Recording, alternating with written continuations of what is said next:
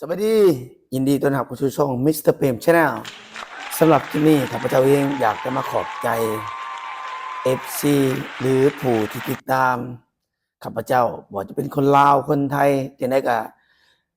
ขอบใจหลายที่ว่าติดตามแล้วก็เป็นกำลังใจที่เขามาเบิ่งช่องมิสเตอร์เปรมชาแนลเนาะมื้อนี้ก็รู้สึกแบบว่า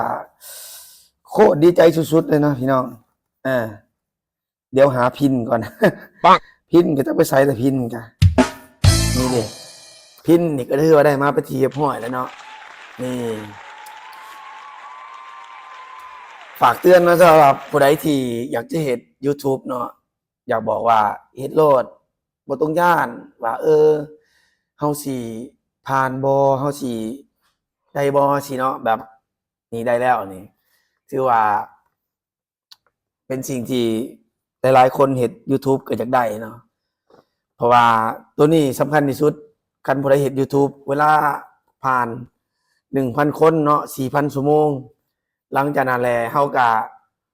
จะได้รับอ่าตัวนี้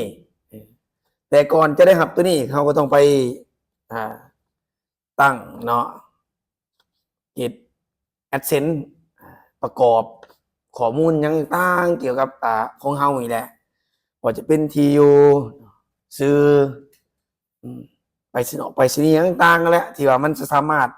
ให้ตัวนี้ส่งถึงที่เฮาเขียนไว้นั่นเนาะก็อีกทีหนึงขอบใจสุดๆสำหรับทีมงานหมดทุกคนเนาะ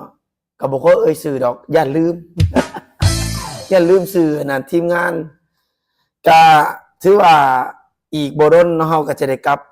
มารวมตัวกันอีกครั้งเนาะสำหรับทีมงานมิสเตอร์เปรมชาแนลซึ่งตอนนี้ก็อยู่ปักเซก็เฮาก็เฮ็ดคลิปสั้นๆไปก่อนเพราะว่าข้าพเจ้าประจำการอยู่ปักเซเนาะแล้วก็ทีมงานไปอยู่สวรรณเขตมันก็เลยแบบว่าเฮ็ดให้การเฮ็ดคลิปหรือว่าการถ่ายทำของเฮาเนี่ยมันบ่ค่อยมีเวลาเนาะสำหรับมื้อนี้ก็ขอบใจหลายๆเนาะได้มาแล้วก็ถือว่าถ้าสะสมเงินไปตลอดจนกว่าจะได้รับ100เหรียญพุ่นละจะได้ก็แล้วแต่ขอบใจหลายทุกคน